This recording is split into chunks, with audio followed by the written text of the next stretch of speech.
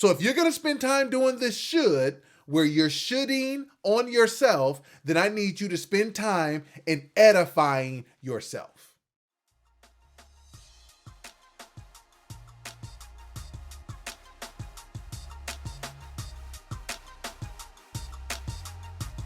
What's up? How you doing? Welcome back to A Moment of Clarity with yours truly, Aaron Thomason. Now, again, I'm going to ask a question. Did you bring somebody with you? Listen, let's jump into this idea and this phrase. And I'm going to make it a statement because I want us to kind of keep this theme together the whole time through this week. Keep that same energy, right? See, I love that phrase is because it helps think through when we're in relationship, right? How do we offset both positive and negative, right? If you're going to be my friend in private, I need you to keep that same energy in public, right? If you're going to criticize me about the stuff I do wrong, then I need you to praise me on the stuff that I do right. I need you to keep that same energy. And here's the problem with a lot of our relationships is that we don't keep that same energy. We're not intentional. We're not offsetting with the same stuff. And so we see marriages breaking apart. We see kids not feeling their parents. We see things going wrong on jobs with bosses and subordinates because we're not keeping the same energy. Is that people are quick to want to criticize and tell you what you're doing wrong, but they want to keep it super low key and super quiet when they want to tell you what you're doing right. It's kind of like the pharmaceutical commercials that are on TV. Is they tell you all of what the drug does well, and you got the lights and the camera and the action and the smiles and all the beautiful stuff. But all of the side effects, they talking in a really small little voice, and they keep everything down and everything else. And you might be able to be an axe murderer if you take this medication. Like, you don't even hear it, right? Because they don't want to keep that same energy on the benefits as they want to keep on the negative stuff. They want to tone that down. And we have a tendency in relationships, especially with ourselves, is our negative things in our head, we turn those things all the way up. They're super loud. We can hear them all the time. It's the music that we're playing. It's a movie that we don't like, but it's replaying, it's replaying, it's replaying, it's replaying. But then when it comes to the positive stuff, we dismiss it like, oh, that's not that big of a deal. Oh, anybody could have done that. I was just doing my job. Anybody else could do it. Like, we find ways to be overly critical of ourselves for the negative stuff and try to dismiss in the small pharmaceutical side effect voice on the good stuff. And what I'm asking us to do this week is two parts. One, this week, I want you to pay attention to the number of times you actually start focusing and using phrases when it reflects to you, when you say, I should have, or I should have done. Anything that starts with should automatically goes into a critical space in your mind and automatically makes it criticism. It's not edifying, and there's nothing positive that comes out of the should have or should do space. All right? So if you're going to spend time doing this should, where you're shoulding on yourself, then I need you to spend time in edifying yourself. If you're going to be critical of yourself, I need you to spend time edifying yourself. I need you to keep that same energy.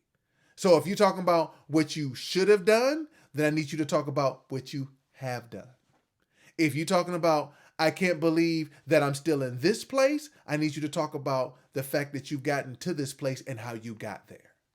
I want you to be able to talk about and see it from a perspective in which you're not just seeing things from a partly cloudy perspective, but you see it as partly sunny. And that's the space where I want us to do one for ourselves. Two, in your relationships, I want you to do this week. I want you to know that if you are actually critical in your mind about what's going on and about shitting on yourself, know that somebody is doing the exact same thing. So you need to be the ray of hope. You need to be the light for somebody to be able to feel comfortable to know that they're not in this by themselves. I need you to do what? Keep that same energy. That same energy that you know that people are being critical of themselves, I need you to be the energy that they need on the other side. I need you to keep that same energy. I need you to bring the level up so you can be specific and edify people on things that you see that they're doing in their lives. Things that they might not think is a big deal. Because a journey of 1,000 steps starts with the first step. So if you see somebody taking the first step, like you would praise a little kid, that a toddler that's learning to walk for the first time, praise them for that first step. It might not be a big deal to them, but you make it a big deal to them because you know how often many people don't do what? Take the first step. Maybe it's somebody they call you this week and they're just processing through and they don't have any answers and they're like, man, I feel like I'm rambling. And you just take a step back and says, I appreciate the fact that you've taken time to reflect in on you, to actually have a conversation about how to get better. Many people don't take the opportunity to think through how to be better and to be vulnerable enough to show that to somebody else. See, we got to keep that same energy. We got to know that the world is going to be difficult and critical. And a lot of times that happens with us first, that we then on this second part, I need us to be the ray of hope, the sunshine into somebody's life that they can say, I appreciate you for taking the time to show me that this little step, this small thing that I was getting ready to dismiss, that now it's a huge thing that I need to appreciate as I'm moving forward. And guess what that does? That actually makes you feel better by edifying them, and it makes that person feel better because now instead of all of the criticism in their head, now they have some positive things going forward that allow for them to turn down the should haves and the shoulda, woulda, couldas to now they turn up to the things that they're doing and they're inspired and empowered to go be better. So I need us this week to keep that same energy. If the world is going to be difficult and if people are going to be critical, then I need us to have that same energy on the positive side, and the praise side, and the edification side for ourselves and for those around us. Listen, I appreciate you, as always, stopping by for a moment of clarity this week. Here's what I want you to do. In the comments, I want you to tell me, what are you giving yourself credit for this week? I want you to keep that same energy and talk about the things that you are excited that you're doing. Even though you're not where you want to be, I need you to praise yourself this week for the progress.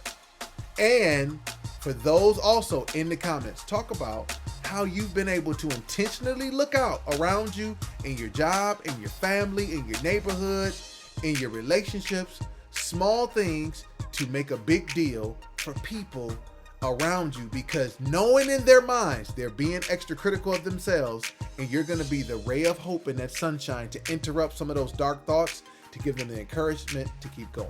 I appreciate you as always. This has been a moment of clarity with yours truly, Aaron Thomason. Remember, we are in this together, and the only way we're going to get through this is if we stick together. So until next time,